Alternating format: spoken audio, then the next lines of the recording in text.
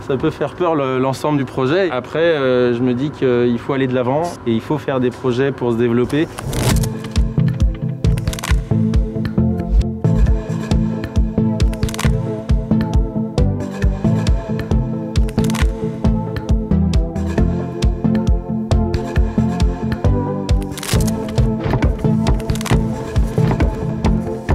Injection de gaz le 8 juillet et montée en charge dans la cuve en avril-mai.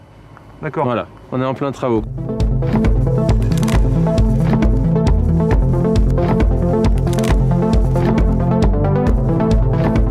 Pour ma part, l'avantage, il est écologique. Je me suis installé en 2009 sur l'exploitation familiale.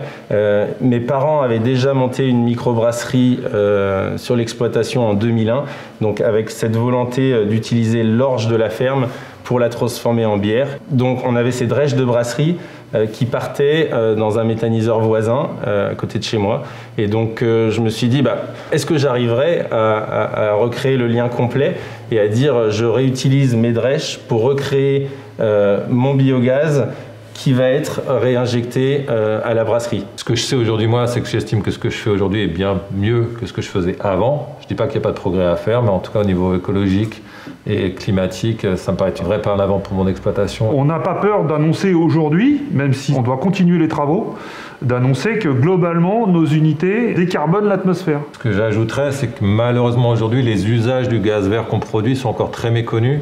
Et ça, c'est essentiel demain, c'est-à-dire que le consommateur français, l'industriel français, l'homme politique français sache ce qui arrive de notre gaz vert. C'est vrai qu'au début, il y a deux groupes, j'allais dire. Il y a le groupe de personnes qui voient tout de suite l'intérêt écologique du projet, et il y a les personnes qui vont s'inquiéter de l'environnement. C'est pas l'environnement écologique, mais c'est l'environnement autour de leur habitation, avec des peurs de nuisance. Donc ça, il n'y a qu'un seul moyen, c'est de montrer, d'expliquer aux gens. Ma conviction, elle est que le métier de producteur d'énergie, il va aller croissant et qu'il faut qu'on arrive à l'expliquer, le défendre et que chacun se réalise que quand j'utilise mon smartphone, il y a quelque chose qui se passe, il y a de l'énergie qui est consommée à un autre endroit et qu'il va falloir assumer ça et si possible de façon verte. Et demain, imaginons un monde merveilleux où on sera suffisamment technique et performant pour produire de la biomasse qui fera du biogaz pour alimenter des tracteurs qui serviront à faire pousser du blé et la boucle est bouclée.